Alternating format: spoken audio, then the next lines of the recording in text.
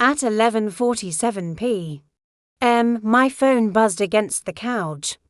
A massive, brownish cat named Muffin was purring loudly on my lap, her enormous body almost knocking over my coffee mug.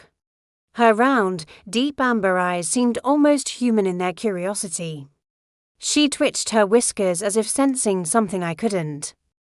The message glowed on the screen from an unknown number. "I am standing behind you." I froze. Muffin hissed softly, her back arching like a tiny, furry warning signal. I was alone, or so I thought. The TV murmured a late-night show. The door was locked. The windows were shut. Slowly, very slowly, I turned around. There was nothing there. My heart thudded against my ribs as Muffin's paw brushed my arm. She tilted her head, as if telling me, "You shouldn't be here alone." Then another message arrived. "You always check the door first." Muffin's ears flattened against her head, her fat tail swishing nervously across the carpet. The next message read, "You did that last year too." Memories I had suppressed crashed back into my mind. Last year, someone had broken into my old apartment. Nothing was stolen, but all the furniture had been moved. It was just enough to make me doubt my own sanity. Muffin let out a sharp, deep meow that echoed my own growing unease. I had moved out 3 days later. Another vibration. "You moved because of me." My hands were shaking as I typed a reply. "Who is this?"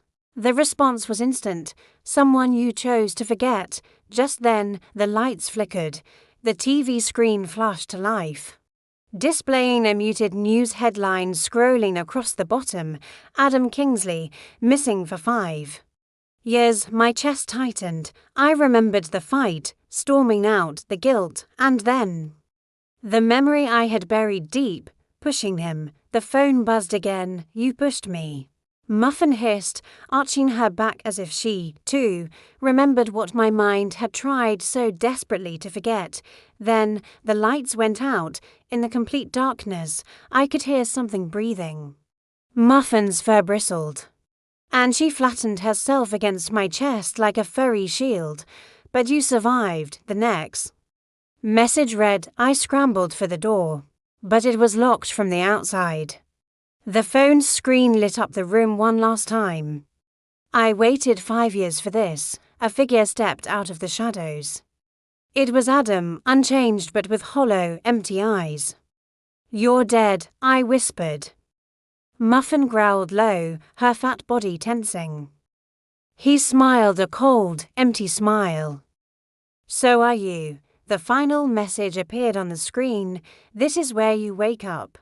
I screamed and then woke up on the floor, drenched in sweat. Morning sunlight was streaming through the window. Muffin nudged me with her huge paw, purring innocently. But the furniture, it was all slightly rearranged, and carved into the wooden table were the words, "You don't get to forget." Muffin's round eyes stared at me knowingly, as if saying, "You really didn't."